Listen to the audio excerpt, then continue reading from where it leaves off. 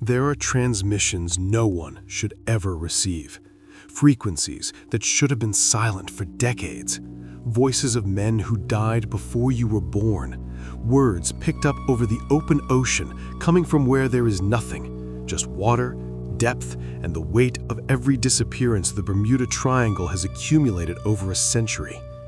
This is the story of Flight 19, and of the voices that kept transmitting long after everyone on board was dead.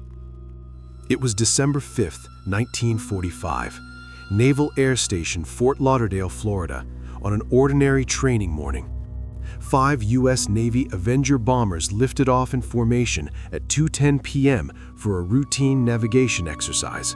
Flight 19. 14 airmen on board, under the command of Lieutenant Charles Taylor. The mission was simple: fly east over the Atlantic, turn, and return to base.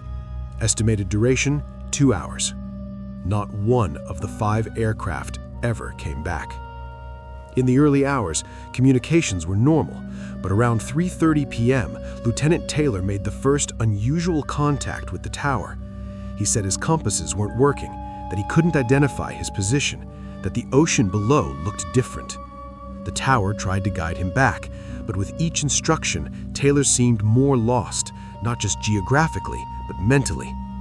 His transmissions alternated between clarity and confusion. He said he was flying over the Gulf of Mexico when instruments indicated the Atlantic. He said the sun was in the wrong place. At 5:50 p.m., his last known transmission was received, words becoming increasingly fragmented, his voice progressively more distant, until silence took over the frequencies entirely.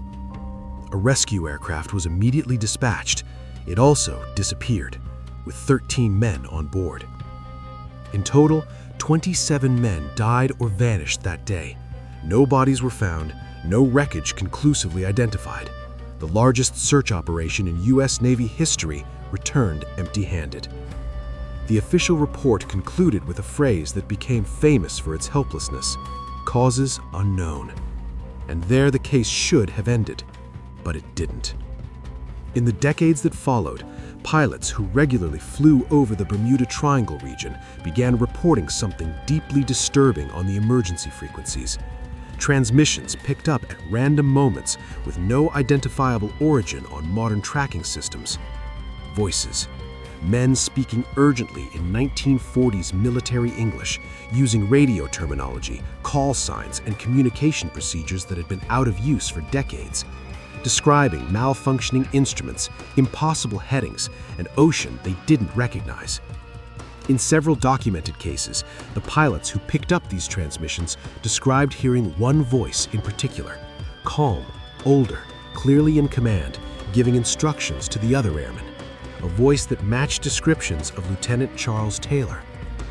A commercial pilot who flew over the region in 1972 reported picking up a full communication sequence that lasted nearly 4 minutes.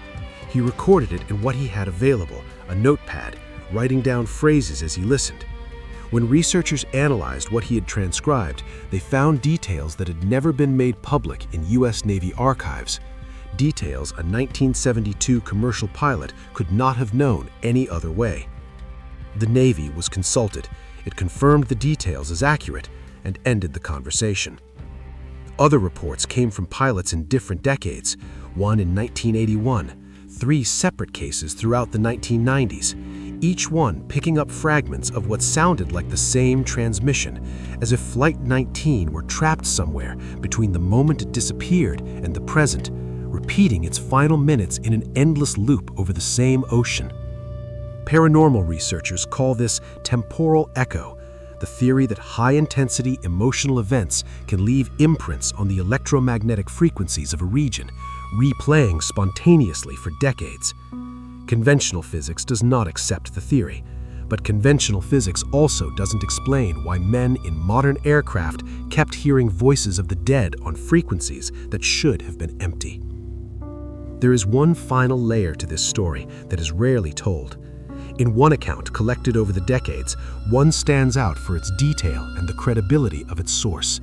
In 1994, an experienced American commercial pilot flying alone on a test route over the Atlantic near Bermuda picked up a transmission that lasted just over 2 minutes.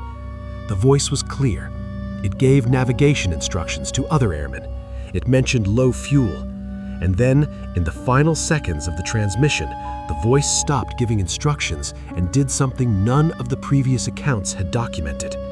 It asked a question. In a low tone, almost to itself, the voice asked, "Where are we?"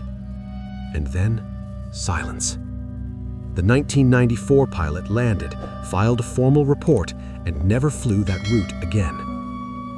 14 men took off from southern Florida on December 5, 1945. They never arrived anywhere we can find on a map, but it seems they are still trying.